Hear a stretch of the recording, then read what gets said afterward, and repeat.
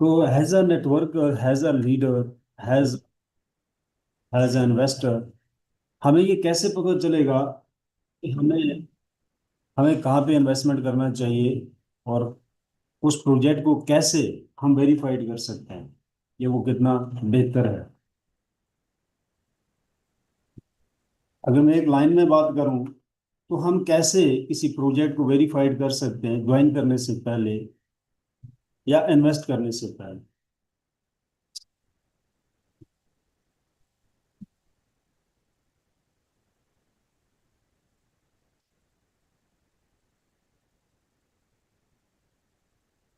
सो verification के अंदर type of projects होते हैं। वेरिफिकेशन में आप क्या क्या चीज करेंगे, तो लेट्स सपोज ब्लॉकचेन बेस है या non blockchain base. All type of project के अंदर कॉमन चीजें कौन कौन से आती हैं, जो सबसे पहले आती है वो है product and service. Company sale क्या कर रही है, कंपनी बिजनेस क्या कर रही है, इसको दूसरे लफ्जों में देखें तो कंपनी बिजनेस भी आप इसको कर सकते हो। अब कंपनी बिजनेस तो हो गया, अब ये देखना है कि उसका प्लान कौन सा लगा हुआ है, प्लान कौन सा है, और जनरेशन कहाँ से हो रही है।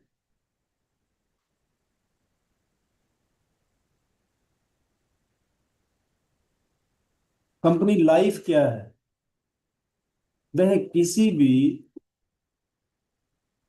आ, किसी भी कंपनी की लाइफ उसकी प्रोडक्ट से देखी जाती है।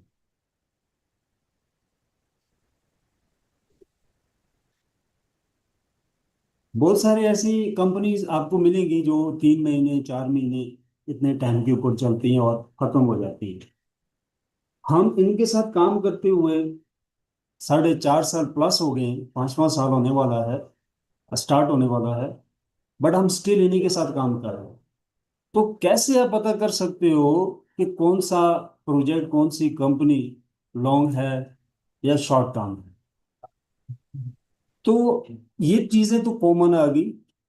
मतलब दुनिया में जितनी बड़ी कंपनीज हैं, एलन मार्क्स है, बिल गेट्स है, गूगल है, एप्पल कंपनी है,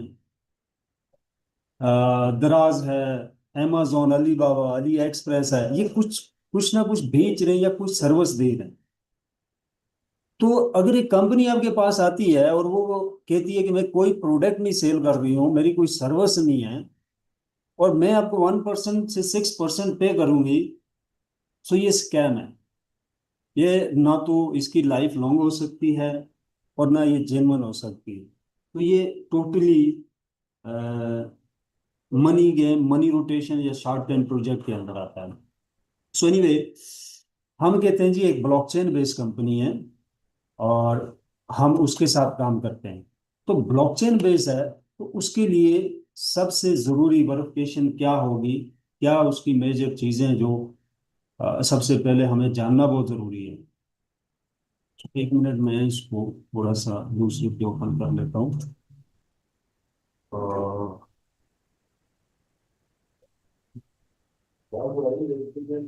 सो सबसे पहले ये जानना बहुत जरूरी है कि टाइप ऑफ ब्लॉकचेन क्या है, मतलब कितने टाइप के जो है वो ब्लॉकचेन होते हैं।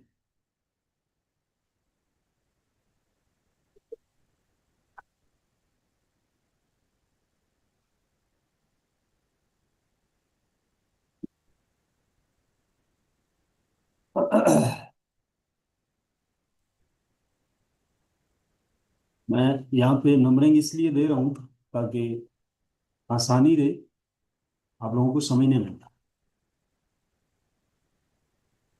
अच्छा, सबसे पहले जो चीज़ है, देखिए ये कोई 10 मिनट 20 मिनट का प्रोजेक्ट नहीं है कि आप इसको एक मीटिंग में या दो में आप समझ जाएंगे। ये काफ़ी बड़ा प्रोजेक्ट है और काफ़ी कॉम्प्लिकेटेड है। तो एक मीटिंग में समझना, यानी ये उस तरह का आरओआई बेस्ड प्रोजेक्ट नहीं है कि दो चैप्टर की प्रेजेंटेशन है, एक में बताया हुआ लगाना कितना और दूसरे में बताया हुआ है जी आना कितना है। कोई बिजनेस, कोई टेक्नोलॉजी उसमें डिस्कस नहीं है, कोई रियल जनरेशन के ऊपर टॉपिक नहीं है। तो ये रियल ब्लॉकचेन बेस्ड प्रोजेक्ट है, और जिसके अंदर वर्ल्ड की टॉप लेवल की टेक्नोलॉजीज इस्तेमाल की गई हैं। और जो कंपनीज, जो सॉफ्टवेयर हाउस इसको बना रहे हैं वो वर्ल्ड टॉप 20 के अंदर लिस्ट हैं, और उन्होंने जो पहले से ब्लॉकचेन बनाए हैं वो मार्केट के अंदर ऑलरेडी चल रहे हैं। सो ब्लॉकचेन बेस कंपनी के साथ हम जो है काम करना चाहते हैं, तो हमारे लिए मेजर क्या चीजें जानना जरूरी होंगी। तो सबसे पहले कि ब्लॉकचेन की टाइप्स क्या है। आपको पता होना चाहिए ब्लॉकचेन कितनी टाइप्स के होते हैं। सो टाइप के अंदर हम जब बात करेंगे तो लेयर्स आती है।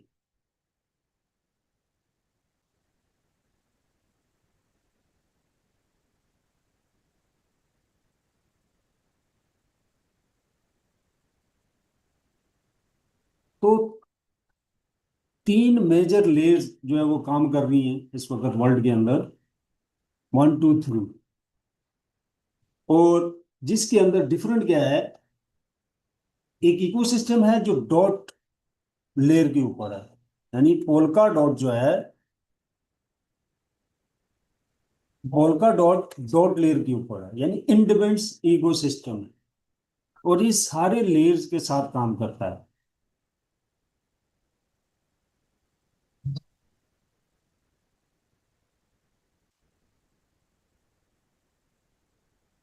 अब ये पहली चीज आपने देखनी है कौन से लेयर के ऊपर है, और लेयर बताता है कि भाई फ्यूचर क्या होगा इसका। जो लोग समझते हैं इसको कि कौन सा प्रोजेक्ट किस लेयर के ऊपर आता है, उसके अंदर क्या क्या फीचर्स हो सकते हैं, तो ये काफी बड़ा सब्जेक्ट है।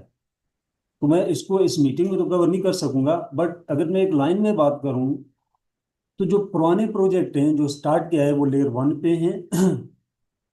जनरेशन जब चेंज हुई उसमें बहुत ज़्यादा नई चीज़ें आई, जैसे अथीरियम वो पहला ब्लॉकचेन है जिसमें स्मार्ट कॉन्ट्रैक्ट जनरेट करने की पॉसिबिलिटी आई। कौन सा smart contract? Smart contract like blockchain technology को अब किसी भी वेबसाइट या सॉफ्टवेयर के साथ पहले से डेवलप है या आप नया डेवलप करते हैं, उसके साथ दोनों को कैसे आप जोड़ सकते हैं।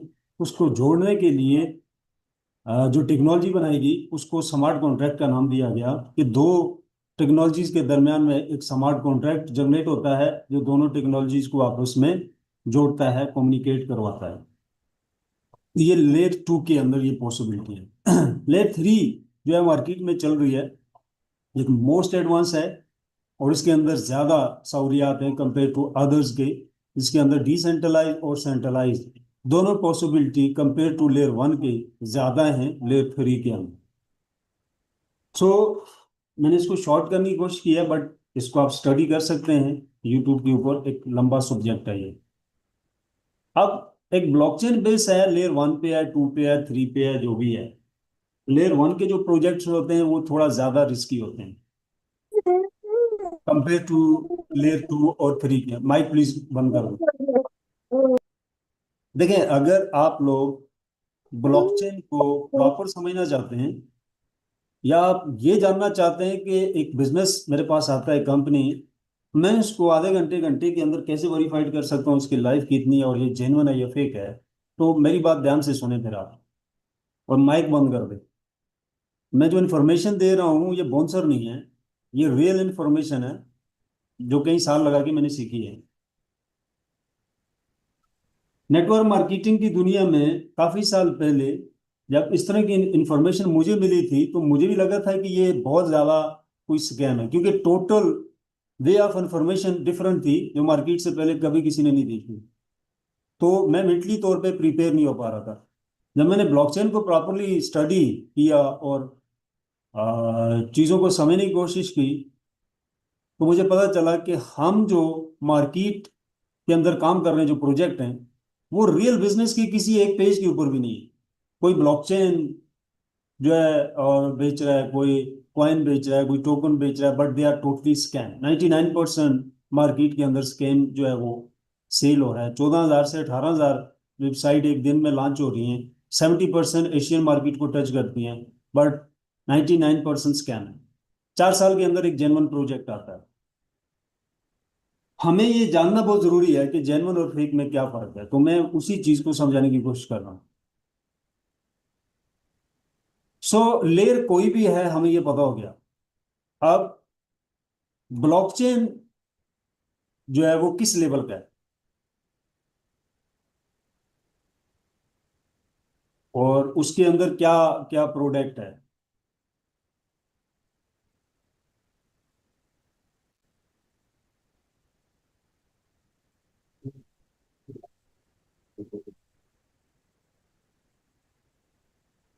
ब्लॉकचेन के अंदर क्या क्या प्रोडक्ट एंड सर्विसेज हैं, उसके अंदर जो ब्लॉकचेन के अंदर मेजर चीजें होती हैं वो relay, DeFi system, CeFi system, D5 भी इनको बोलते हैं, C5 भी बोलते हैं, और वो देखिए आप किस लेवल का है। और इसके अलावा इकोसिस्टम कौन सा यूज हुआ, मोस्ट इंपोर्टेंट, कौन से इकोसिस्टम के साथ आ रहा है। बहुत सारी कंपनीज आपको बोलेंगी कि नया इकोसिस्टम है, हमने खुद बनाया है, बहुत बढ़िया है, ये है वो है, बट आपने ये देखना है कि जो वर्ल्ड के टॉप और बेस्ट इकोसिस्टम है उनके साथ इनकी क्या क्या लेन देन है, क्या किस लेवल की इंटीग्रेशन है। इंटीग्रेशन इंटरनली आपने देखनी है।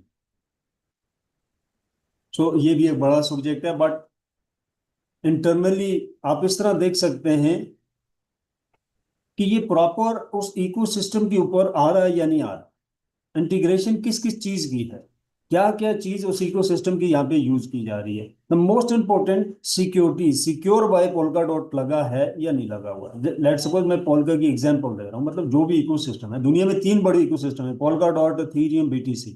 तो आपने ये देखना है कि सिक्योर बाय पोल्का डॉट लगा हुआ है या नहीं लगा हुआ। तो जैसे आगे मैं आपको बताता हूँ कि आप उसको कैसे वेरीफाई कर सकते हैं। उसके अलावा कॉइन है या टोकन है।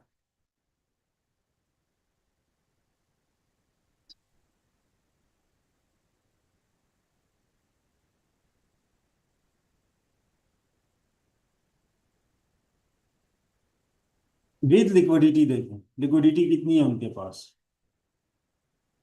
और इसके अलावा ऑनर डिटेल, और ऑनर की डिटेल इस तरह देखनी है कि क्या वो किसी स्कैम के साथ इन्वॉल्व है या नहीं, और प्रीवियस उसकी कितनी इस तरह के प्रोजेक्ट वो कर चुका है जो कि मार्केट में चल रहे हैं या नहीं चल रहे, और कौन सी कंपनी इसको डेवलप कर रही है।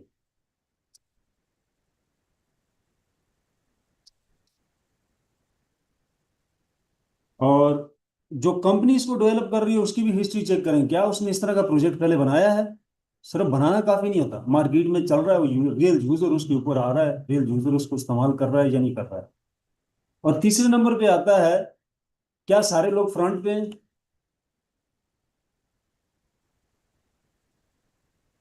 विद टेक्निकलिटी और डेवलपर, क्या ये सारे लोग फ्रंट पे हैं उसके, या हाइड है, क्या ऑनर मीटिंग में आता है, क्या ऑनर से डायरेक्ट एक्सेस है। देखिए नेटवर्क मार्केटिंग के अंदर लीडरशिप का डायरेक्ट कंपनी एक्सेस बहुत जरूरी होता है। किसी भी टाइम कोई भी अगर प्रॉब्लम आती है तो आपका एक्सेस ही नहीं, ऑनर को ही नहीं जानते, ऑफिस विजिट नहीं किया हुआ, तो ये हाई रिस्क के अंदर चला जाता है। और बहुत सारे और mostly Ponzi scheme, short time project जो है, जो है उनके ऑनर जो है वो फ्रंट पे नहीं होते। नंबर 3, प्रॉफिट का रेशियो क्या है, और टाइप ऑफ इनकम कौन सी दे रहे हैं। लेट सपोज ROI है, ROI के अंदर 99% स्कैम होता है। सबसे पहले ये चीज जान, ये 99% स्कैम रेशियो में आता है ये इनकम, ठीक है। सबसे जो रियल बिजनेस है वो सप्लाई एंड डिमांड का है।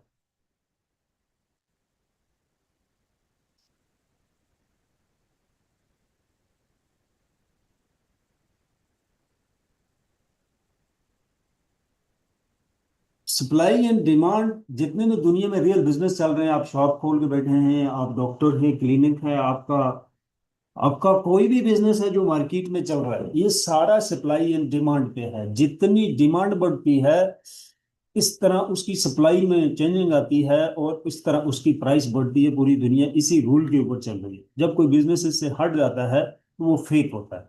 हटता कौन सा है कि एक प्रोडक्ट ही नहीं है, एक सर्विस ही नहीं है, तो डिमांड कहाँ से बढ़ेगी। ROI के अंदर मोस्टली कंपनी ट्रेडिंग का नाम लगाती हैं, स्टेकिंग का नाम लगाती हैं, और स्टेकिंग के पीछे ना तो वैलिडेटर है ना रिले नोड है, तो वो स्टेकिंग स्कैम होती है। पास से एक पूल में कॉइन रखा जाता है, वहाँ वहाँ पे यूजर को जो है वो दिया जाता है, और उस कॉइन की पंपिंग डंपिंग की यूजिबिलिटी जो होती है नेटवर्क मार्केटिंग के साथ होती है। आज तक हिस्ट्री में जो भी एमएलएम के साथ कॉइन आया है, उसकी यूजिबिलिटी एमएलएम के ऊपर बनाने की कोशिश की गई है, तो वो फ्लॉप हुआ है, कामयाब नहीं हुआ।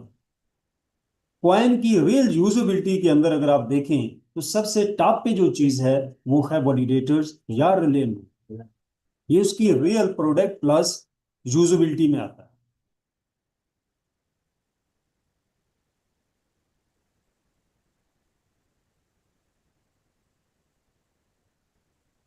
कॉइन हो या टोकन हो, उसके लिए वैलिडेटर।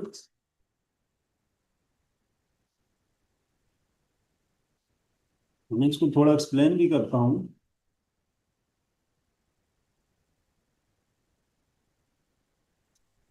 देखिए, इसके अंदर एक चीज यूज होती है, कॉइन और टोकन। पहली चीज ये है कि इन दोनों में फर्क क्या है। हाईलाइट करता हूं मैं यहाँ से। कॉइन वो होता है जो अपने ब्लॉकचेन पे आता है, टोकन वो होता है जो दूसरे ब्लॉकचेन पे 30 मिनट के अंदर आप उसको जनरेट कर सकते हो, बना सकते हो, अपनी मर्जी का नाम और सप्लाई करके। तो ये आधे घंटे के अंदर बन जाता है। तो पहले आपको ये जानना होगा, कॉइन है टोकन है, टोकन है और रियल यूजेबिलिटी नहीं है, किसी बड़ी कंपनी का नहीं है, तो हवा है, उससे दूर भाग जाए, उसमें पैसा निकालें। और अगर कॉइन है तो देखें, कॉइन वाला ब्लॉकचेन भी एक वीक में बन जाता है, कोई बड़ी साइंस नहीं है इसके अंदर। अब ये चेक करें किस इकोसिस्टम के साथ है, क्या इसके अंदर मल्टी स्मार्ट चेन है या नहीं। अगर मल्टी स्मार्ट चेन नहीं है तो ये ब्लॉकचेन किसी के साथ जुड़ा ही नहीं है, एक अपनी ही फाइल के अंदर बनाया गया ब्लॉकचेन है, स्कैम करने के लिए बनाया गया है। अब उसका मल्टी स्मार्ट चेन बना नहीं, अदर्स के साथ कनेक्शन नहीं हुआ, उसका डेफी सिस्टम नहीं है, तो उसके ऊपर रिलायबल आप नहीं हो सकते हो। देखें, multi smart chain plus ecosystem के साथ इंटीग्रेशन, डेफी सिस्टम, ये तीन चीजें मेजर होती हैं किसी ब्लॉकचेन को पहली लाइन में देखने के लिए। फिर इनमें देखा जाता है कि ये जो चीजें हैं इनका लेवल क्या है, वो बात की बात है।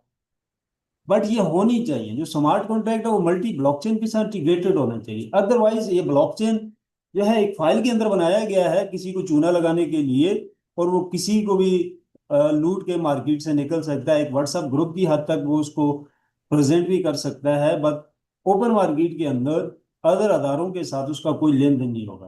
वो उसको खोले कब बंद करता है, कब उसमें क्या चेंजिंग करता है, वो इंडिपेंडेंस होता है। बट इकोसिस्टम के ऊपर आप ये चीजें नहीं कर सकते अगर आपका ब्लॉकचेन उसके ऊपर है। आपने उस इकोसिस्टम के रूल्स रेगुलेशन को फॉलो करना होता है। तीसरा है जी लिक्विडिटी। लिक्विडिटी का क्या रोल होता है। कौन लोग हैं जो प्राइस सेट करते हैं, एक कॉइन आता है एक्सचेंज के अंदर या डिसेंट्रलाइज या सेंट्रलाइज एक्सचेंज के अंदर। देखें, liquidity equal to, let's suppose कोई भी कंट्री में आप रहते हैं, उसका जो पैसा छपता है, नोट बनता है, जो मिंट होता है, उसके पीछे एक लिक्विडिटी रखी जाती है। जब पैसा बनाया गया था फर्स्ट टाइम, तो वहां पे एक ऐसी प्रोडक्ट चाहिए थी कि अगर कोई मुल्क, कोई कंट्री डिफॉल्ट हो जाती है, उसकी करेंसी डिफॉल्ट हो जाती है, जो इंपोर्ट एक्सपोर्ट होता है, जो बाकी मुल्कों के साथ लेन देन होता है, लेट सपोज एक नया मुल्क बना, उसने आपकी कंट्री के साथ लेन देन किया जो कि 10 अरब रुपया था, और दूसरी दिन मुल्क डिफॉल्ट हो गया, उसकी करेंसी डिफॉल्ट होगी, तो आप क्लेम कैसे करेंगे। तो ये सवाल उठा था उस वक्त जब करेंसी लाई गई थी फर्स्ट टाइम वर्ल्ड में।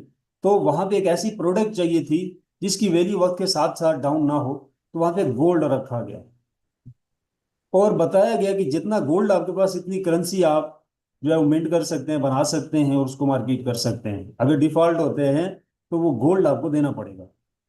उस गोल्ड को लिक्विडिटी कहा जाता है। क्रिप्टो मार्केट के अंदर, ब्लॉकचेन इंडस्ट्रीज के अंदर भी जो रियल प्रोजेक्ट होते हैं, जब वो कॉइन लेके आते हैं या टोकन लेके आते हैं, तो एक वैल्यू रखते हैं पीछे मार्केट में आने के लिए। बट ये कोई बड़ी बात नहीं है, आपने एक स्कैम कॉइन और टोकन बनाया, और 1 से 2 लाख या 3 लाख लिक्विडिटी के साथ आपने उसको मार्केट कर दी। वो लिक्विडिटी यूएसडीटी में भी हो सकती है और बीटीसी में भी आप रख सकते हैं। और आपने कॉइन को पंप किया बाइनांस के ऊपर या किसी भी एक्सचेंज के ऊपर, और $1 से $10 पे गया, और आप लेफ्ट हो गए, लोगों का पैसा चला गया, और कॉइन जट से गिरा और $1 को भी नीचे चला गया, सेंट के ऊपर चला गया, तो ऑनर ने ठीक ठाक पैसा कमाया और लेफ्ट हो गया। वहां पे एक और बड़ा रिस्क आता है कि एक कॉइन आपने बनाया बट आपकी नीयत बहुत अच्छी थी, आप स्कैम नहीं करना चाहते, आपने $3 लाख लिक्विडिटी डाली, $1 लाख बाइनांस को दिया फीस के तौर पे, लिस्टिंग करवा ली आपने। अब आपके पास यूजेबिलिटी नहीं है, आपके कॉइन और टोकन का जो ऑक्सीजन है वो मार्केट कैप ट्रेड के ऊपर है कि लोग ट्रेड करेंगे इसको, मेरे पास अच्छी कम्युनिटी है, MLM का स्ट्रक्चर लगा हुआ है, व्हाट्सएप और टेलीग्राम के ऊपर 1 से 2 मिलियन की कम्युनिटी है, तो मैं अपने कॉइन को डेली ट्रेड के ऊपर जिंदा रख सकता हूँ। तो ये 90% रिस्क के अंदर आता है, एक हाई रिस्क के अंदर। अब आपने कॉइन लिस्ट कर दिया 3 लाख लिक्विडिटी के साथ $1 पे, और लोगों ने धड़ाधड़ बाय किया, और कुछ 10 ऐसे लोग आए जिनको वेल कहते हैं, बिग वेल, यानी जो बड़े इन्वेस्टर होते हैं, उन्होंने बाय किया और कॉइन जो है $10 पे चला गया, और वेल ने सेल मार दी। अब वेल ने सेल मारा तो लिक्विडिटी चली गई उनके पास। अब जब लिक्विडिटी आपकी वॉश हो जाती है तो जिस भी एक्सचेंज के ऊपर आप होते हैं, वो नोटिफिकेशन उसका आ जाता है कि भाई आप नई लिक्विडिटी भरें, अदरवाइज आपका कॉइन जो है या टोकन जो है वो डीलिस्ट होने वाला है, हम उसको डीलिस्ट कर रहे हैं। किसी भी कॉइन में 3 महीने में अगर अच्छी फ्लक्चुएशन ना आए तो एक्सचेंज का रूल होता है उसको डीलिस्ट कर दे, जो बड़ी एक्सचेंजेस है। और अगर लिक्विडिटी वॉश हो जाए तो फिर भी आप, ये कॉइन आते हैं पंपिंग डंपिंग, इनकी सप्लाई कम होती है, बड़ी सप्लाई रख नहीं सकते, अगर बड़ी रखते हैं तो कॉइन अप नहीं जाएगा, पीछे रियल यूजेबिलिटी नहीं होती। अगर कॉइन को ट्रेड के ऊपर जिंदा रखना है तो उसकी टोटल सप्लाई को कम रखा जाएगा, नहीं तो वो फ्लक्चुएट ही नहीं करता एक्सचेंज के ऊपर ट्रेड के साथ। अगर आप सप्लाई को कम रखेंगे और उसमें ज्यादा वेल आते हैं और पंप करके निकल जाते हैं तो आपकी लिक्विडिटी वॉश हो जाती है। मेरा कहने का मतलब यह है कि कॉइन वही ठीक है जो रियल यूजेबिलिटी के साथ हैं, वैलिडेटर्स के साथ हैं, डेफी सैफी सिस्टम के साथ हैं। मैं आगे इसको थोड़ा सा और एक्सप्लेन करता हूँ कि वो कौन कौन से ब्लॉकचेन हैं जो सिक्योर हैं और पंपिंग डंपिंग में नहीं आते, तो उनको आप कैसे चेक कर सकते हो। पहले जो चीज चेक करने की है वो वैलिडेटर्स है, आप देखें कि वो वैलिडेटर के साथ हैं या नहीं है, और फिर किस इकोसिस्टम के साथ हैं, टोटल सप्लाई क्या है। जो बड़े प्रोजेक्ट आते हैं उनकी स्टार्ट में ही टोटल सप्लाई फिक्स नहीं की जाती, कुछ देर के बाद दी जाती है, 2 साल 4 साल। क्योंकि गवर्नमेंट सेक्टर भी हर कंट्री में नई कंपनी को 4 साल का टाइम देते हैं कि उसके अंदर अगर वो कोई चेंजिंग करना चाहते हैं ताकि वो कोई चेंजिंग कर सके।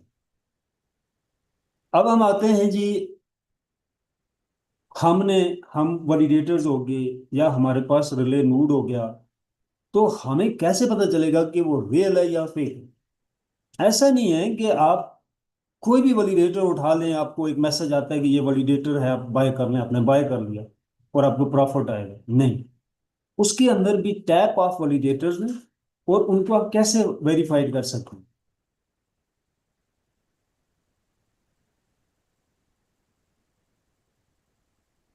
तो जो सबसे मेजर है, पहले आप देखें रिले नोड किस ब्लॉकचेन के ऊपर आ रहा है। देखें कोई भी ब्लॉकचेन आता है उसके अंदर दोनों रिले होती है, रिले का काम होता है पैगाम रसानी, मैसेजिंग, डेटा को इधर उधर लेके जाना, डेटा कम्युनिकेशन, ये रिले काम करता है।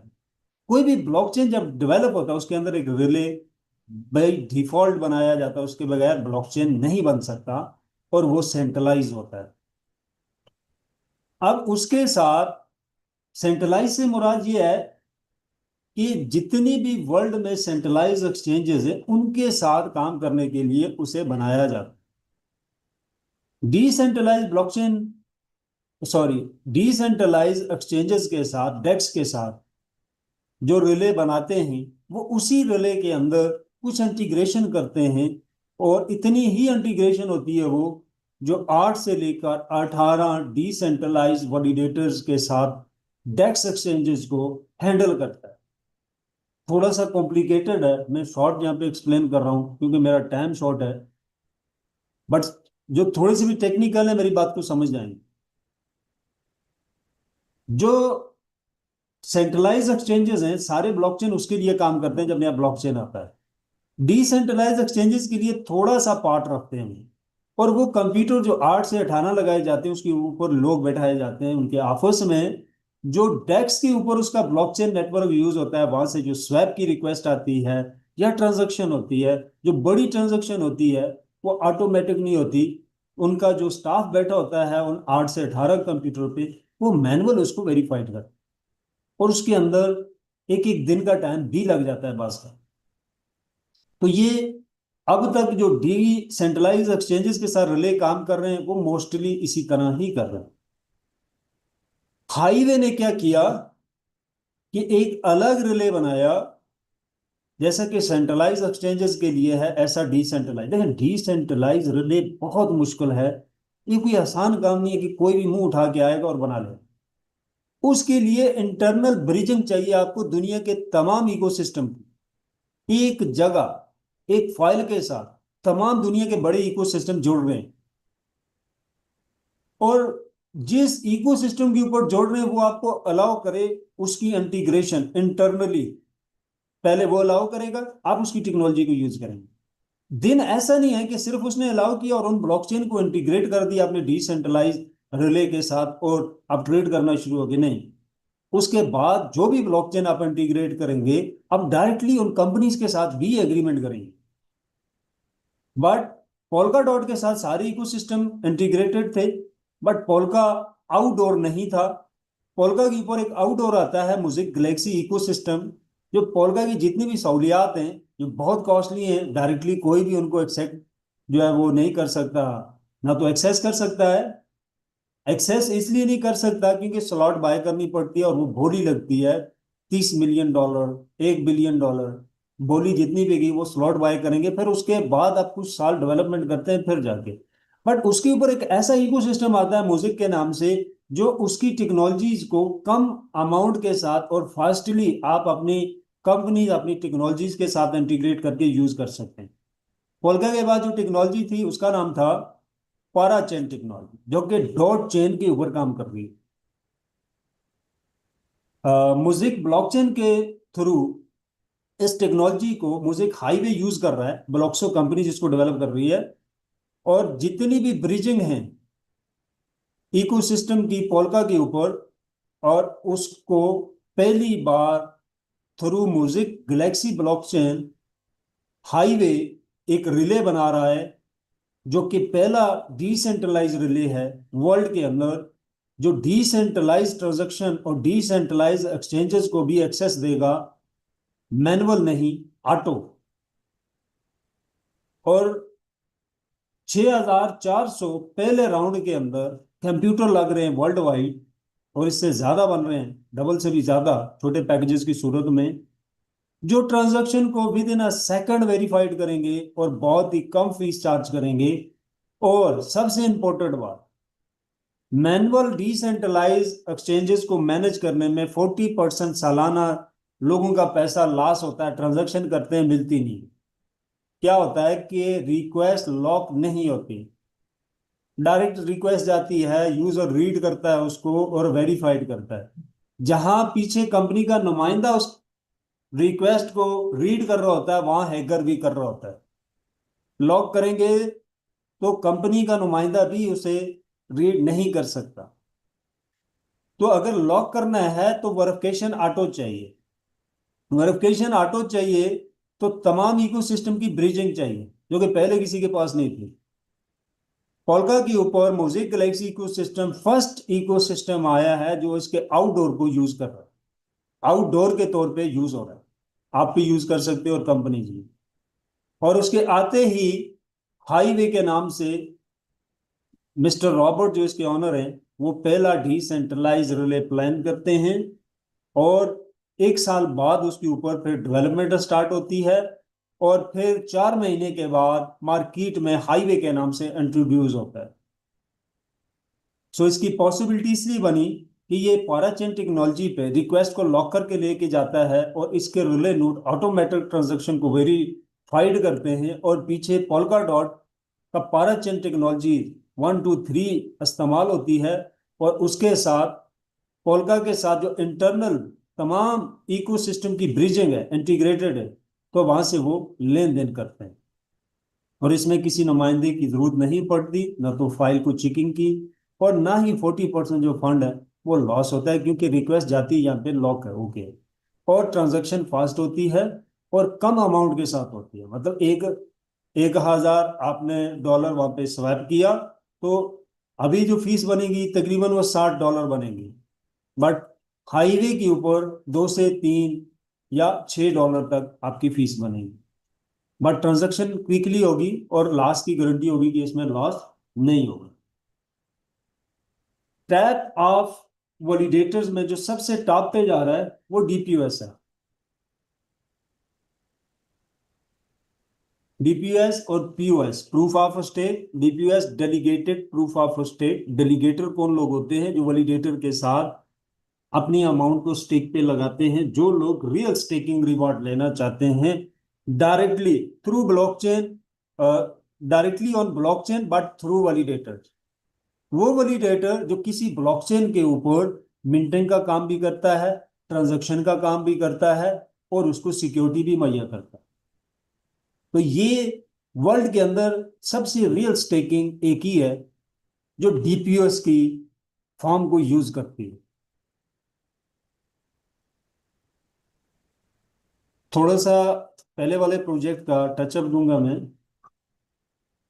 हमारा आगाज होता है म्यूजिक गैलेक्सी ब्लॉकचेन से। इसकी मार्केटिंग जो कंपनी करती है उसका नाम था नोवालस प्राइम। नोवालस प्राइम के ऊपर हम काम को स्टार्ट करते हैं, और म्यूजिक गैलेक्सी की वेबसाइट कुछ भी लाइव नहीं था, सिर्फ एक आइडिया था कि एक ब्लॉकचेन आ रहा और जिसका नाम म्यूजिक गैलेक्सी है। ये म्यूजिक गैलेक्सी डॉट आईओ की ऑफिशियल वेबसाइट है, ये ब्लॉकचेन। और इनका अपना जो ब्लॉकचेन है वो म्यूजिक चेन डॉट आईओ के नाम से है वेबसाइट। और ये इनके वैलिडेटर का जो है वो डैशबोर्ड है। ये यहाँ पे आप अपने वैलिडेटर्स को देख सकते हैं, उसकी डेली इनकम क्या है, डेट के साथ सारा कुछ आएगा। और यहाँ ये फुल फंक्शनल है, ट्रांजेक्शन हो रही है, ब्लॉक्स बन रही है, each and everything full working के अंदर है। और ये इस वक्त वर्ल्ड के टॉप लिस्ट में आता है, यानी बेस्ट ब्लॉकचेन है। तो एनीवे हमने नोवालस के ऊपर इसका आगाज किया। हमने यहाँ पे इसके पैकेज खरीदे, वैलिडेटर खरीदे। फिर जब म्यूजिक गैलेक्सी की वेबसाइट ऑन होती है, स्टार्ट होती है, यहाँ से हमारे पैकेजेस जो है शिफ्ट होते हैं म्यूजिक गैलेक्सी पे। और यहाँ पे ये देखें हमारे वैलिडेटर जो है वो चल रहे हैं म्यूजिक गैलेक्सी के, जो कि हमने नोवालस प्राइम से बाय किया है। इस वक्त हम हाईवे के ऊपर काम करते हैं। अब नया प्रोजेक्ट आता है म्यूजिक हाईवे के नाम से, और एक नया बैक ऑफिस बनाया जाता है म्यूजिक हाईवे, जो कि पहले वाले से ज्यादा बेहतर है, नेटवर्कर के लिए ज्यादा पे आउट कर रहा है। तो हम इस वक्त इसके ऊपर काम कर रहे हैं। और जो प्रोडक्ट है हमारे पास वो म्यूजिक हाईवे है, यानी एक रिले नोड है जो म्यूजिक के अंदर ही काम करेगी, बट डिसेंट्रलाइज रिले के नाम से। सो म्यूजिक वर्ल्ड का वो ब्लॉकचेन बन गया जिसके पास सेंट्रलाइज और डिसेंट्रलाइज कंप्लीट दोनों रिले हैं, और मोस्ट एडवांस। अब ऊपर मैंने चीजें मार्क की थी कि कैसे आप वेरीफाइड करेंगे कि इकोसिस्टम के साथ ब्लॉकचेन है या नहीं है, और उसकी अपनी क्या क्या प्रोडक्ट है। तो ये पोल्का डॉट की ऑफिशियल वो वेबसाइट है जहाँ पे प्रोजेक्ट जो है वो लिस्टिंग होते हैं। तो यहाँ पे आप जाके देखें, म्यूजिक चेन जो है, म्यूजिक ब्लॉकचेन, वो लिस्ट है, और विनिंग रेट 73% आ रही है। ये बहुत बड़ा फिगर है। और लीडिंग ब्लॉक्स रेट इसकी जो है वो 98% है, जो कि बहुत हाई लेवल का ब्लॉकचेन है।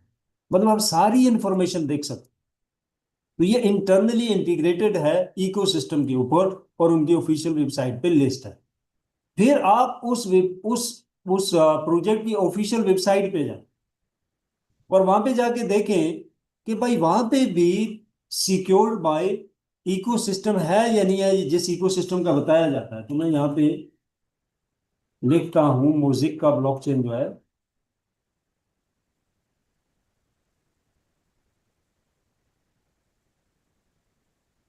म्यूजिक चेन डॉट आयो, ये म्यूजिक का ब्लॉकचेन है। तो ये यहाँ पे देख सकते हैं आप, सिक्योर बाय पोल्का डॉट। देखिए एक नया ब्लॉकचेन आता है, आपको मुझे क्या पता है वो सिक्योर है या नहीं। मैंने पैसा डाला, वो ब्लॉकचेन एक एक कंप्यूटर से उसने चलाया हुआ था, वो अपने कंप्यूटर से।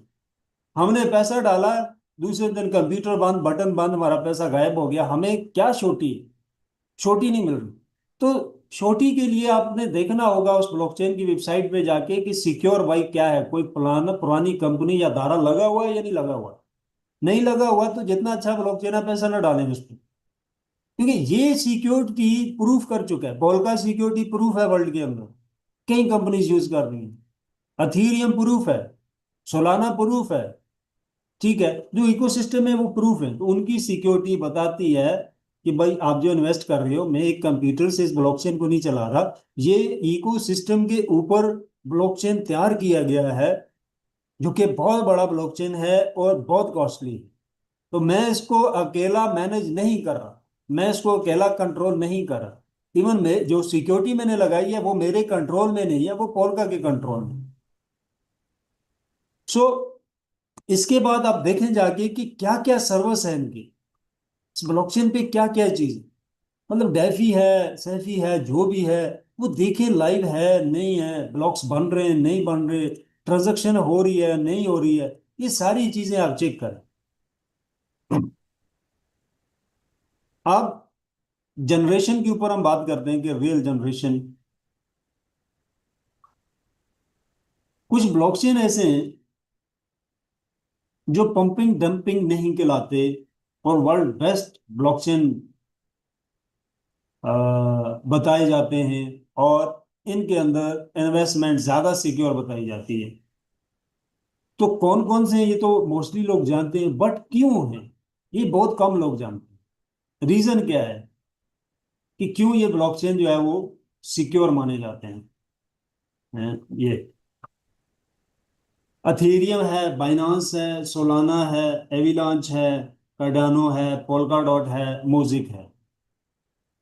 क्या इनके अंदर यूनिक चीज है? पहली, वैलिडेटर्स के साथ है, रियल वैलिडेटर्स हैं, अपने हैं या दूसरे के। जैसे बाइनांस है तो थीरियम के वैलिडेटर्स, और इस तरह कुछ के अपने हैं, कुछ दूसरे किसी इकोसिस्टम के वैलिडेटर्स लिए हुए हैं।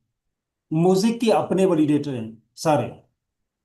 सो वैलिडेटर्स के ऊपर पहली सिक्योरिटी क्या होती है कि एक बड़ी क्वांटिटी में कॉइन लॉक हो जाए। अथीरियम कितना कॉइन है, उसके राइट्स का, हार्डवेयर कितना चाहिए, एक कंप्यूटर चाहिए, लॉक अमाउंट कितनी होनी चाहिए, 32 अथीरियम होनी चाहिए। लेट सपोज 1 मिलियन वैलिडेटर्स है, जिसमें माइक्रो वैलिडेटर्स भी है अथीरियम का। तो मुझे बताएं 1 मिलियन इक्वल टू 32 अथेरियम, जो कि लॉक हो गए लाइफ टाइम तक के लिए। वो इसमें लॉक करेंगे आप ये वाला कॉइन, तब आपका वैलिडेटर ऑन होगा। 10,000 BNB लॉक रखना है एक एक जो है वो वैलिडेटर होल्डर को, तब उसका BNB का वैलिडेटर ऑन होगा। इसी तरह 1,000 सोल, और नीचे आप देख सकते हैं डॉट में बहुत ज्यादा जो है वो कॉइन रखना पड़ता है, बट अभी डॉट का थोड़ा कम हुआ है, पहले बहुत ज्यादा था। और इसी तरह 2.5 लाख मोजिक का है करंट। बट ऐसा नहीं है कि आपने कॉइन ले लिया, आपको राइट्स मिल गई, आपने वैलिडेटर बाय कर लिया, आप एनी टाइम उसको ऑन कर सकते हैं, नहीं।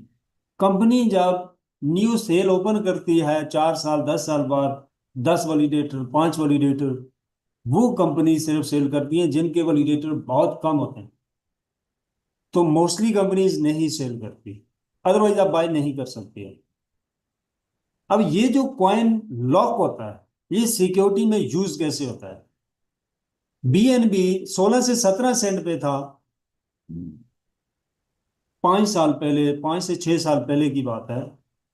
तो ये बगैर वैलिडेटर के साथ था। तो फिर इन्होंने वैलिडेटर जो है अपने लाए, और कॉइन $600 को जाके टच करता है पहले ही साल में। मेजर चीज क्या है कि उसके बाद मार्केट क्रैश हुई, आपको डाउन कुछ भी हुआ, $200 से नीचे आज तक BNB नहीं गया। $200 की एक लाइन स्टेबल होगा, यानी $1 पे भी नहीं था और $200 पे गया एक साल में। क्यों? क्योंकि एक बड़ी मिकदार में BNB वैलिडेटर के पास लॉक हो गया। अब मार्केट अप जाए डाउन जाए, बट एक लाइन से नीचे आपका कॉइन नहीं गिर सकता। सालाना वैलिडेटर्स कॉइन को और ज्यादा होल्ड करते हैं, लॉक करते रहते हैं।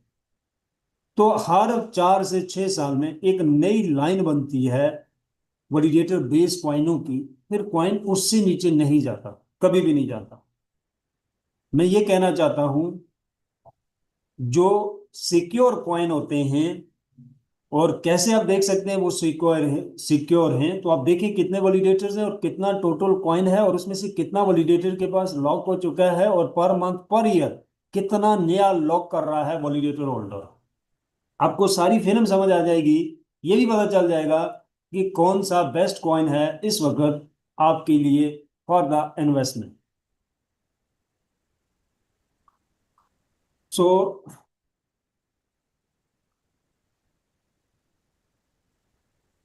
अब ये तो हो गया कि भाई पोल्का के ऊपर भी आ गया, पोल्का के साथ सिक्योरिटी भी लगी हुई है, उसकी टेक्नोलॉजी भी है, और सारा कुछ हो गया, उसकी ऑफिशियल वेबसाइट, उसके ऊपर लिस्टिंग भी है। अब इसकी रेटिंग क्या है? मार्केट में तो बहुत सारे ब्लॉकचेन चल रहे हैं, तो ये क्या एक कॉपी ब्लॉकचेन है जो पहले से चल रहे थे? ये खास है, आम है, कितना खास है, रेटिंग कहाँ से चेक करेंगे? तो वर्ल्ड में कुछ कम्युनिटी हैं जो पूरी दुनिया के फाइनेंस को कंट्रोल कर रहे हैं, जिसमें ब्लॉकचेन बेस या बैंकिंग निज़ाम जो है वो, और जो अदर्स बड़ी बड़ी कंपनीज हैं, वो उन कम्युनिटी का हिस्सा हैं, उनकी बॉडी में आते हैं। वो लोग सालाना बेस्ट परफॉर्मर्स कंपनी को और बेस्ट टेक्नोलॉजी बेस्ड कंपनी को, जो नई टेक्नोलॉजी लेके आती हैं, यूनिक लेके आती हैं, इनको रिवॉर्ड करते हैं। इसके अंदर कुछ कम्युनिटी, 2 कम्युनिटी में आपको लिस्ट करवाता हूँ।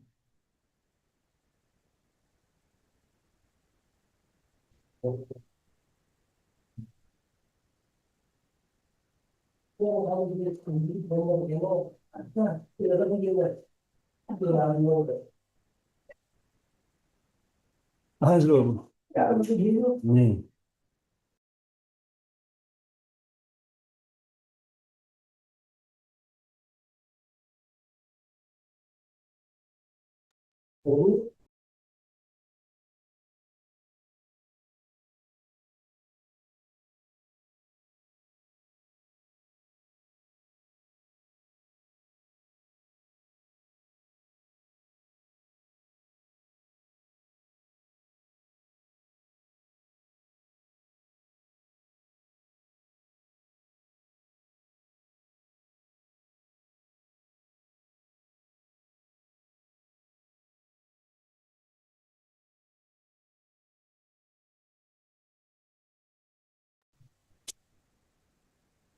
सो डिजिटल एसेट एक कम्युनिटी ये है। वर्ल्ड के जितना भी डिजिटल एसेट है, जितनी भी कंपनीज हैं, वो सारी इस कम्युनिटी के अंदर आपको मिलेंगी। यहाँ पे आप देख सकते हैं पोल्का, सोलोना, तमाम मेजर जो डिजिटल एसेट है। ठीक है, ये डिजिटल एसेट सिर्फ ब्लॉकचेन की हद तक नहीं है। यहाँ पे कौन कौन सी कंपनी है जिनके डिजिटल एसेट बड़ी मार्केटों के अंदर भी वैलिड माने जाते हैं, और लिस्ट है वहां पे। इसी तरह एसेट मैनेजमेंट, वर्ल्ड की बेस्ट बैंक जो है, जिसमें स्टैंडर्ड चार्टर भी है, और अदर्स आप देख सकते हैं, वो कंपनी लाइक मास्टर कार्ड है, वीजा कार्ड है, स्ट्राइप है, ये भी कंपनीज जो बैंकों को सर्विस देती हैं। और एक्सचेंजेस आप देख सकते हैं, जिसमें बाइनांस, बाइबिट्स, कॉइनबेस, ये सारी। तो ये एक कम्युनिटी में अब किसी का फाउंडर है यहाँ पे, को फाउंडर है, मतलब सीईओ है, मतलब वर्ल्ड के वो टॉप लोग हैं जो बड़ी बड़ी कंपनी फाइनेंस को ऑलरेडी मैनेज कर रहे हैं। और ये लोग सालाना उन कंपनीज को फिल्टर करते हैं जो वर्ल्ड की बेस्ट कंपनियां बताई जाती हैं। तो यहाँ पे आप नीचे जाके देखेंगे,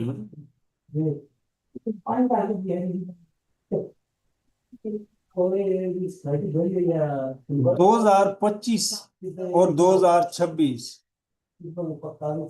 का दोनों के अंदर म्यूजिक गैलेक्सी को बेस्ट रिवॉर्ड दिया गया। सेकंड में यहाँ से देता हूँ।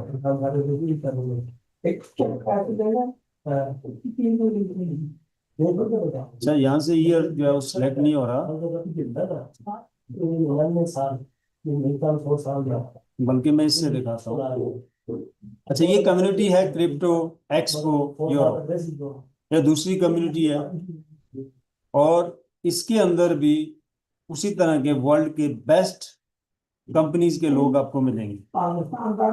और यहाँ पे आप नीचे जाके, ये है म्यूजिक गैलेक्सी 2025 और 26 दोनों में रिवॉर्ड दिया है म्यूजिक गैलेक्सी को बेस्ट और सिक्योर ब्लॉकचेन का। मतलब ये एडवांस ब्लॉकचेन है, ऐसा नहीं है जो मार्केट में चल रहे हैं उस तरह की एक कॉपी इन्होंने बनाई और मार्केट कर दी और सीधा रिवॉर्ड लेने चला गया।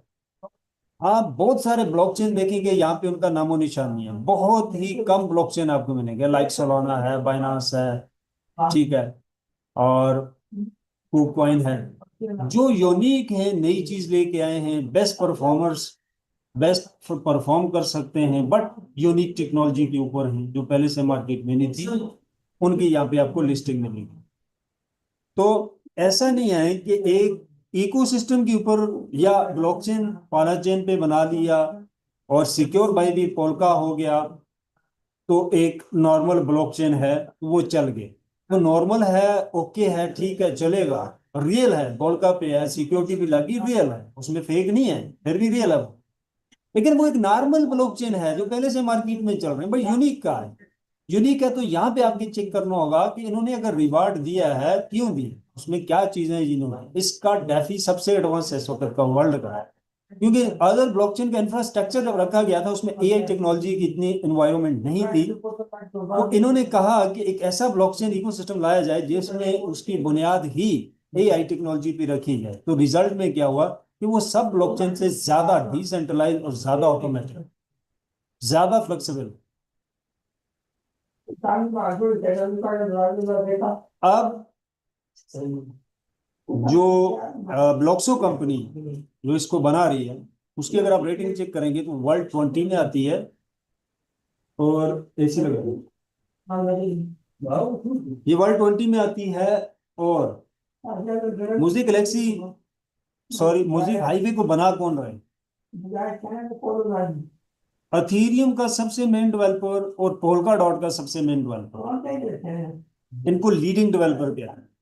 एक लाइन में मैं बात करूं तो ये वर्ल्ड के सबसे बेस्ट डेवलपर माने जाते ब्लॉकचेन इंडस्ट्री के अंदर। वो लोग हाईवे को डेवलप कर रहे हैं, कई बार फ्रंट पे भी इनको शो किया गया, इसलिए वो आके काम कर रहे हैं इस प्रोजेक्ट पे, क्योंकि ये फर्स्ट डिसेंट्रलाइज रिले आ रहा है इन द वर्ल्ड, तो हमारी प्रोफाइल और ज्यादा स्ट्रॉन्ग हो जाए कि वर्ल्ड में फर्स्ट डिसेंट्रलाइज रिले कौन कौन लोग लेके आए। मतलब ये कोई पॉन्जी स्कीम मनी गेम नहीं है, ये बहुत बड़ा प्रोजेक्ट है, ये एक्चुअल में गेम चेंजिंग प्रोजेक्ट है।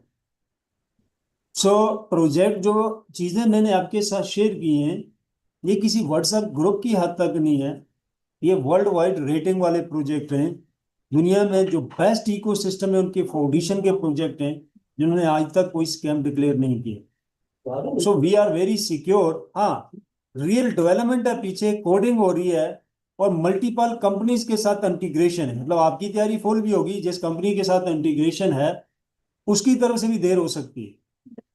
तो इन इस तरह के बड़े प्रोजेक्ट्स में क्या होता है कि टाइम ऊपर नीचे हो जाता है, क्योंकि एक सिंगल मेंबर टेक्नोलॉजी को नहीं लेके आ रहा होता, इसमें मल्टीपल लोग शामिल होते हैं, तो हर बंदा एक टाइम के ऊपर कमिटेड नहीं हो सकता, हर बंदा मसरूफ होता है और अपनी टाइम लाइन के ऊपर वो चीज़ों को सेटलमेंट कर रहा होता है, तो फिर जाके एक proper ecosystem based project market को मिलता है।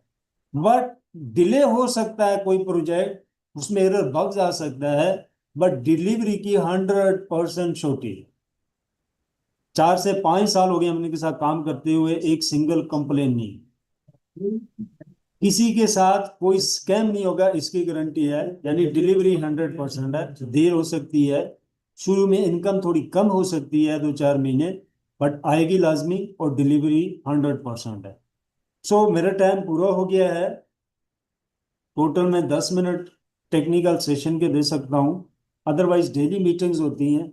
नेटवर्क मार्केटिंग से रिलेटेड कोई क्वेश्चन है तो काइंडली आप अपनी डेली जो मीटिंग्स होती हैं उसमें आप करें, और जो पैकेज की सेटलमेंट है वो भी आप अपने लीडर से डायरेक्टली कर सकते हैं। और कोई मेजर आपका क्वेश्चन है related to I mean technical है वो आप करें, अदरवाइज मेरे पास 5 मिनट रह गए, मैं इसको क्लोज करूंगा।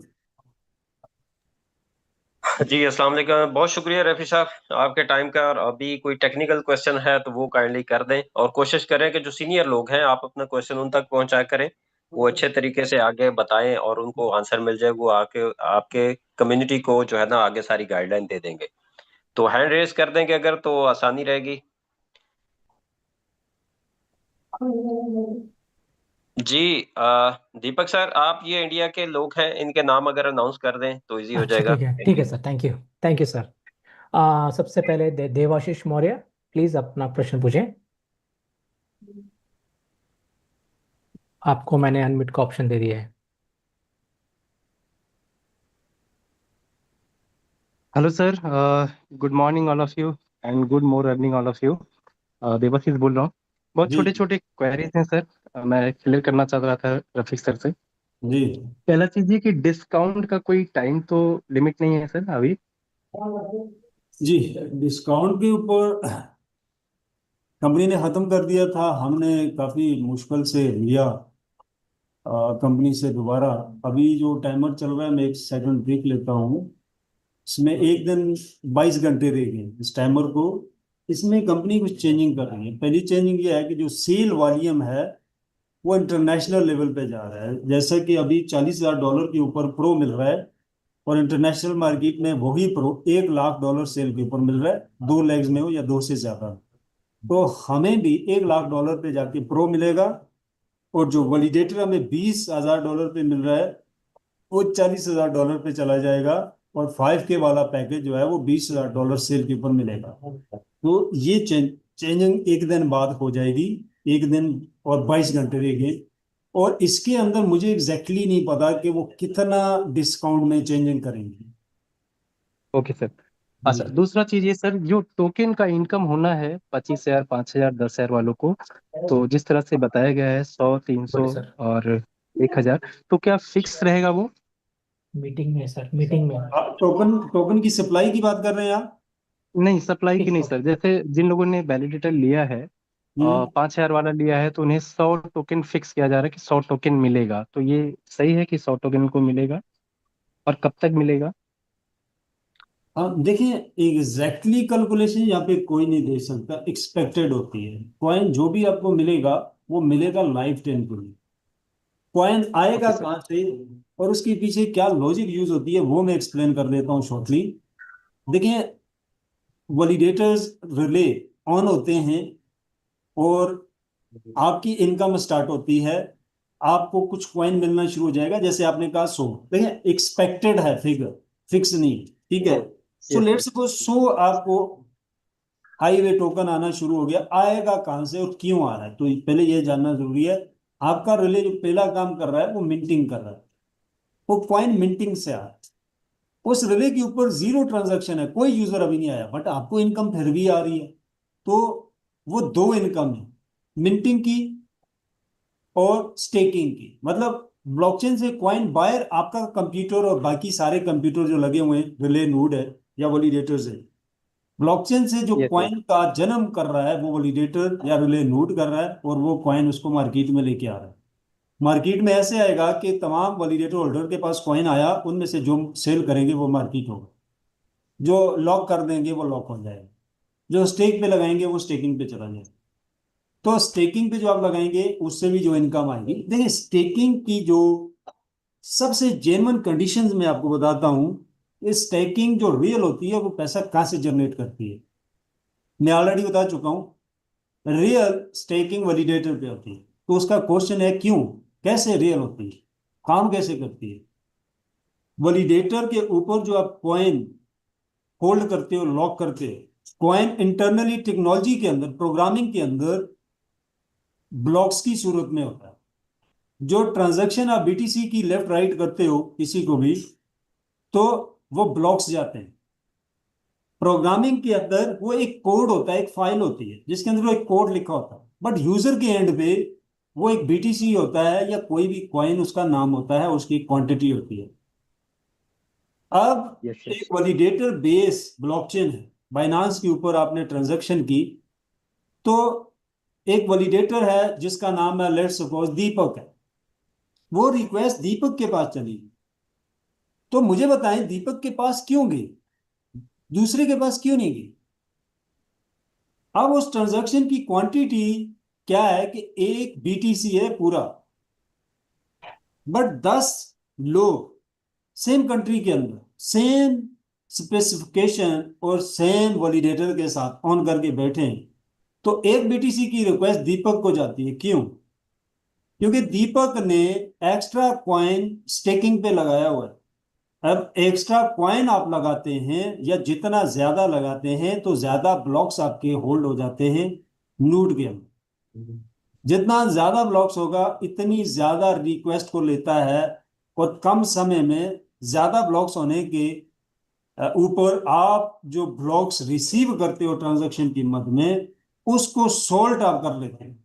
अगर आपके ब्लॉक्स कम हैं, जो ट्रांजैक्शन से ब्लॉक मिलते हैं वो ज्यादा हैं, क्वांटिटी ज्यादा है अमाउंट की, तो आपके ब्लॉक्स उसको बहुत टाइम लगा के वेरीफाइड कर। अब आपकी स्टेकिंग अमाउंट ज्यादा थी दीपक की, तो 1 बीटीसी की रिक्वेस्ट ऑटोमेटिक उसके पास आई और उसने उसके कंप्यूटर ने कम वक्त में इसको सोल्व किया, आगे भेज दी। अब उस रिक्वेस्ट को सोल्व करने के अंदर जो रिवार्ड मिला उन्हें, जो फास्ट प्रोसेसिंग की, जो ज्यादा ब्लॉक्स इक्वल टू ज्यादा ब्लॉक्स रिसीव भी करना और ज्यादा ब्लॉक्स को जनरेट भी करना, वो जो ज्यादा करता है जनरेट, तो वो स्टेकिंग में जाता। यस, अब वेरी नाइस यहाँ सर। पे ट्रांजैक्शन की अमाउंट जो आती है वो बेनिफिट अलग होता है, स्टेकिंग का अलग होता है। बट स्टेकिंग एक बल्ब होता है ब्लॉक्स का, जो कम समय में ज्यादा डेटा लेता है और उसे फौरी वेरीफाइड करके आगे फॉरवर्ड करता है। उसके बदले में कंपनी उसे जो रिवार्ड करती है वो एक्चुअल रियल स्टेकिंग रिवार्ड कहलाता है। इसके अलावा कोई भी जेन्युइन स्टेकिंग नहीं होती। Very nice sir. अच्छा, एक चीज और जानना है सर कि जी जो वैलिडेटर लिए हुए हैं उन्हें सॉफ्टवेयर मिलेगा, कंप्यूटर ऑन करेंगे, फिर उसके बाद वो इनकम स्टार्ट होगा। इन केस जो वैलिडेटर हैं कंप्यूटर अगर ऑन नहीं करते हैं, रन नहीं कराते हैं, तो क्या उन्हें कोई इनकम और मिल सकता है? नहीं, नहीं मिल सकता। देखें, वैलिडेटर या रिले लूप की इनकम कंप्यूटर ऑन करने पे ही आती है, अगर वो बंद कर देंगे तो नहीं आएगी। ओके, फर्स्ट फेज का सर कोई लिमिट टाइम है क्या अभी? फर्स्ट फेज देखें रिले आ गया है, टेस्टिंग कर रहे हैं उसकी, छोटे मोटे जो एरर आ रहे हैं साथ साथ फिक्स हो रहे हैं। बीटा वर्जन है, बीटा वर्जन यानी फर्स्ट टाइम उसको टेस्ट के रियल रियल ट्रैफिक आ रहा है, जिसमें मैं भी शामिल हूँ। तो उसके अंदर जो छोटे मोटे एरर्स बग्स आ रहे हैं उसको फिक्स किया जा रहा है। मुझे एग्जैक्टली नहीं ओके पता सर। कि 1 हफ्ता लग सकता है, 2 हफ्ते लग सकते हैं, बट अगर कोई मेजर एरर नहीं आया तो 2 वीक के अंदर डिलीवर हो जाएगा। Okay sir, thank you very much, बहुत पोलाइटली आपने आंसर किया, अच्छा लगा। Thank okay, you sir, thank you Rafiq sir. Okay, thank you. Next Dipendu Konar. Dipendu ji, आप अपना माइक्रोफोन को अनम्यूट करें। Thank you sir. Sir good afternoon sir. मेरा एक क्वेश्चन ये था कि जैसे मान लीजिए सर 5,000 का एक वैलिडेटर कोई लेता है तो उसका $500 जाता है आर्बिट्राज में। तो ऐसे मान लीजिए सर 5 वैलिडेटर 5,000 वाला को मार्च करके एक 25,000 बना। जी अगर सबने सेल्फ 5,000 का परचेस किया है तो सबने ऑब्वियसली 500 आर्बिट्राज में गया है। तो ये पांचों को जब मार्च कर लेगा तो आर्बिट्राज का वैल्यू हो जाएगा $2,500। जी और मान लीजिए हमने एक $5,000 मतलब वैलिडेटर लिया, सेल लिया, और मैंने नीचे क्या 4 जो अचीव किया हुआ 5,000 वाला है उसको मैंने मार्च कर दिया। उस सूरत में आर्बिट्राज में भी सर से सेम ही फंड जाएगा, या जो लोग 5,000 वाला अचीव कर रहा है उसका भी आर्बिट्राज का इनकम आएगा? देखें, बहुत अच्छा क्वेश्चन है। आर्बिट्रेज को आप किस किस कंडीशन पे उस पूल को ज्वाइन कर सकते हैं मैं वो बता देता हूँ। आपके पास जो हाईवे का टोकन पड़ा हुआ है, आप उससे भी इसको ऑन कर सकते हैं। आपकी जो इनकम आती है आप उससे भी इसको ऑन कर सकते हैं। लिक्विडिटी पूल का जो पैकेज आपने बाय किया हुआ है वो पूल भी अटैच है आपका आर्बिट्रेज के साथ, उससे भी आप ऑन कर सकते हैं। आप बाहर से भी उसमें अलग से भी डिपॉजिट कर सकते हैं। बट जिसने रियल डिपॉजिट नहीं किया हुआ वो आर्बिट्रेज में ऑटो पार्टिसिपेट नहीं करेगा, उसे अलग से अमाउंट डालनी होगी। अलग की कंडीशन में ऑलरेडी एक्सप्लेन कर चुका हूँ। जो कंपनी एंड से आपको टोकन मिलता है, आप उससे भी आर्बिट्रेज को ऑन कर सकते हैं। अलग से बाहर से इन्वेस्टमेंट की जरूरत नहीं पड़ेगी फिर भी। Okay sir. मान लीजिए सर, सपोज मैंने 5,000 का सेल परचेस किया, और मैंने फिर उसके बाद और मैंने 5,000 का चार मैंने अचीव किया, तो जैसे ही मेरा 25,000 हो जाएगा कॉम्बाइंड होके, तो उस टाइम मुझे वो 500 के हिसाब से और $2,000 मैं आर्बिट्रेज के लिए एडिशनल ऐड कर सकता हूँ। जी बिल्कुल, आप कर सकते हैं। ओके सर, ठीक, thank you. Thank you ji. Thank you. Soman Chatterjee, आप अनम्यूट करिए। Yes. Good evening Deepak sir, and good afternoon Ravi sir. Ji ji, मेरा गुड सर एक ही छोटा सा सवाल है सर, जे फर्स्ट फेज में सर कितना ब्लॉकचेन ऐड होने वाला है सर? एक छोटा सा एक सवाल है सर। सर एग्जैक्टली तो नहीं पता, लेकिन आहिस्ता आहिस्ता सारे ब्लॉकचेन हो जाएंगे। जो मेजर बड़े ब्लॉकचेन यस है, यस। जो सोलाना, पोल्का डॉट, मोजिक, ये पहले फेज में आ रहे हैं। और बीएनबी पैरेलल है, 2 फेज के अंदर काम करेगा वो।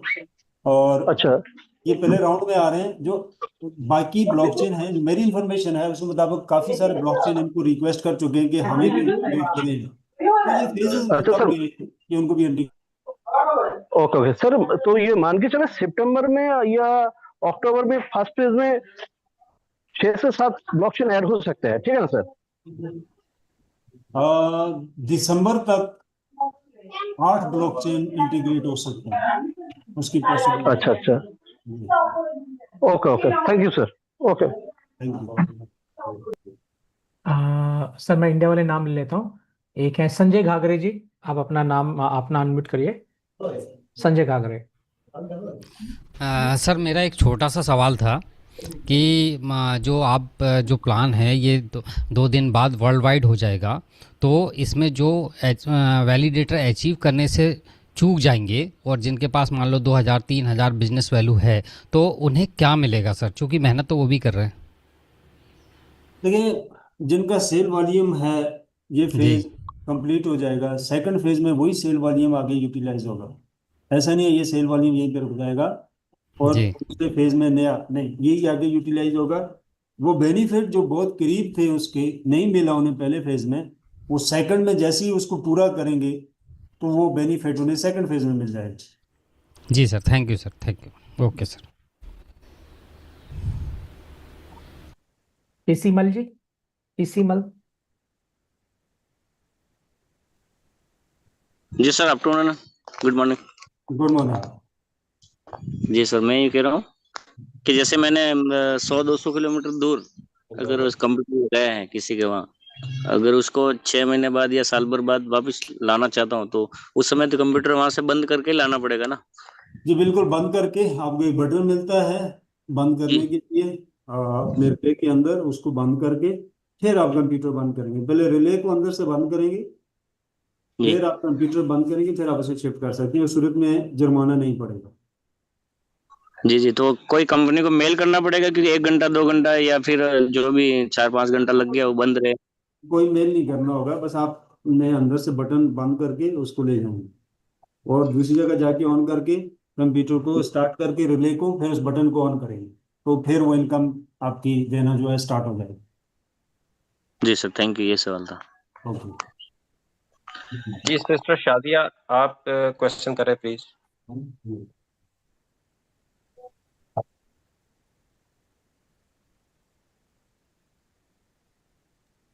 शाजिया तबसम।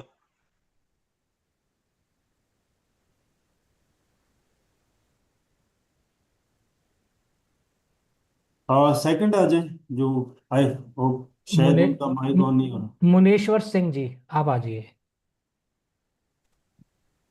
हाँ, good afternoon sir ji. Good afternoon. Ji, ये जो छोटा पैकेज है सर, जो वैलिडेटर नहीं लगाएंगे उनका मिंटिंग और स्टेकिंग इनकम उनका कैसे रिसीव होगा, उसके उनके बारे बैक में ऑफिस जान। में उनके बैक ऑफिस में रिसीव होगा, उन्हें कंप्यूटर लगाने की जरूरत नहीं है। छोटे पैकेजेस सारे मर्ज करके 25,000 वाले पैकेज बनाए जाएंगे और वो कंपनी के पास वहाँ पे रनिंग होंगे। उनको जी वहाँ से जो भी उनका रिवार्ड बनता होगा वो उनके बैक ऑफिस में आता रहेगा। उनको कंप्यूटर लगाने की जरूरत नहीं पड़ेगी। जी, थैंक यू सर। ओके। अच्छा, ये एक चीज थी छोटे पैकेजेस के ऊपर। देखें, हमने पहले वाले प्रोजेक्ट में कोशिश की थी अपना ग्रुप जो है, हर लीडर ने अपने ग्रुप को स्टेबल किया था जब फेज क्लोजिंग पे था। तो सब ने मिल के, स्पेशली वो लोग जो यूनिट के करीब थे 5K के, तो सबने मिल के एक एक करके अपने पूरे पूरे ग्रुप को जो है वो यूनिट में कन्वर्ट किया था। तो बेस्ट लीडर, बेस्ट नेटवर्कर की ये निशानी होती है कि वो अपने ग्रुप को ज्यादा से ज्यादा मजबूत करे, उससे वो खुद मजबूत होता है। तो आप अपने ग्रुप्स को देख लें, जितने भी हेल्प कर सकते हैं, अगर कुछ लोगों को आप यूनिट पे शिफ्ट कर सकते हैं, यूनिट यानी कि 5K कम से कम, ये आवाज क्यों नहीं आती? मेरा मोबाइल ही खराब है, ये फोन पे ऐसे ही होता है। तो आप लोग उनको यूनिट पे शिफ्ट करें। और देखें, जितनी ज्यादा आपकी ग्रुप में यूनिट पे लोग आएंगे, आपकी टीम के लोग, तो ये नेटवर्कर प्लस इन्वेस्टर कन्वर्ट हो जाएंगे विद इन द 2 मंथ। तो आपका एक इंफ्रास्ट्रक्चर इतना स्ट्रांग हो जाएगा, लाइफ में फर्स्ट टाइम नेटवर्क इंडस्ट्री के अंदर, कि आप सोच भी नहीं सकते। अब किसी भी प्रोजेक्ट में एंट्री मारेंगे तो आपके पास एक 5 ही लोगों की अगर कम्युनिटी है, बट अगर वो यूनिट बेस्ड है, यानी उनके पास रिले है जो कंप्यूटर में चल रहा है, यूनिट है, चाहे वो 5 है, 10 है, 25 वाला है, तो 5 लोग भी ये 5 कंपनीज के मानद होंगे, यानी बहुत स्ट्रांग हो जाएंगे। तो आप अपने ग्रुप्स के अंदर चेक कर लें, एक दूसरे को हेल्प आउट करें और उसको यूनिट के ऊपर शिफ्ट करें। तो ये 100% पॉसिबिलिटी है। जो पुरानी मेरी म्यूजिक की टीम है वो इस ग्रुप में मौजूद है ऑलरेडी, तो उनके सामने भी ये बात कर रहा हूँ। तो हमने लास्ट राउंड के अंदर में भी 80% की करीब हमने यूनिट में शिफ्ट कर लिया था अपने लोगों को। अगर हम इस पे काम न करते तो तकरीबन 60% लोग यूनिट में शिफ्ट ना होते। तो हमने इसकी प्लानिंग की और अपने ग्रुप्स के साथ सारे नेटवर्कर लीडर कनेक्ट हुए और हर एक के साथ अलग अलग डिस्कस किया कि क्या प्लानिंग हम कर सकते हैं। फिर ग्रुप मीटिंग की, व्हाट्सएप ग्रुप बनाए गए, हर बंदे ने अपनी जो टीम है उसका ग्रुप बनाया गया। पहले मेन लीडर को ऐड किया और फिर उनसे मशवरा किया। जो ऑलरेडी यूनिट बेस्ड थे उनको ऐड किया, उनसे कहा कि यार कैसे हम एक दूसरे को सपोर्ट कर सकते हैं, इनको यूनिट बना सकते हैं। ये बहुत ही बेस्ट चीज़ है। प्रोजेक्ट बहुत अच्छे हैं। अगर आपके लोग यूनिट बन जाते हैं तो ये इतना स्ट्रॉन्ग नेटवर्क बनता है आपका कि इससे पहले आपने इस तरह का नेटवर्क नहीं महसूस किया होगा। तो ये जब हो जाएगा तो आप थैंक यू बोलेंगे मुझे कि ये बहुत अच्छी चीज़ आपने बताई थी। तो ये कोई स्मार्ट कॉन्ट्रैक्ट या फर्जी किसी प्रोजेक्ट के ऊपर टीम बिल्डिंग नहीं हो रही है आपकी। ये लाइफ टाइम के पासिव इनकम के शेयर होल्डर पार्टनर बन रहे हैं, जो आपकी कम्युनिटी है, जो आपकी टीम कहला रही है इस वक्त। और ये नेटवर्कर थे, अब ये इन्वेस्टर में कन्वर्ट होने वाले हैं और इसमें बहुत कम टाइम रह गया। तो अब ये इन्वेस्टर किस लेवल के बन रहे हैं दिसंबर तक, तो ये खुद अपने अंदर एक एक कंपनी होगी। मतलब एक कंपनी अगर 4-5 साल से पहले मार्केट में चल रही है, उस बंदे का जो टर्नओवर होगा, जो टोटल पैसा उसको सेव होके उसके पास आ रहा होगा, इतना ही एक यूनिट वाले को आ रहा होगा। और फर्क क्या होगा कि कंपनी वाला बंदा 24 आवर मेहनत करेगा, बट यूनिट वाला बंदा तो एंजॉय कर रहा है, सिर्फ वो तो ट्रेवलिंग कर रहा है, मजे ले रहा है, बस कंप्यूटर ऑन होना चाहिए उसका। तो ये बहुत स्ट्रॉन्ग कम्युनिटी है, आपकी सोच भी नहीं है। तो ये राउंड जैसे ही कंप्लीट होगा फर्स्ट फेज, तो आप लोगों को आइडिया हो जाएगा कि ये कितनी पावरफुल चीज़ थी। एनीवे, मैं माफ़ी चाहूँगा, मेरा टाइम अप हो चुका है। ऑलरेडी कुछ लोग ऑफिस में आ गए हैं, गेस्ट आए हुए हैं। तो एनी टाइम इसी वीक में आप मुझे सेकंड मीटिंग के लिए बुला सकते हैं, आपकी मीटिंग में टेक्निकल सेशन के लिए। तो एक दिन पहले आपने बता देना है।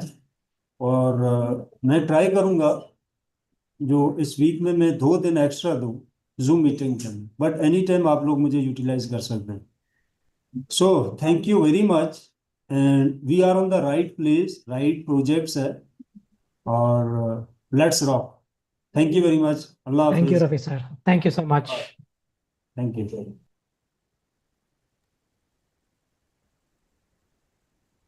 अजय भाई क्लोज कर दें मीटिंग को प्लीज।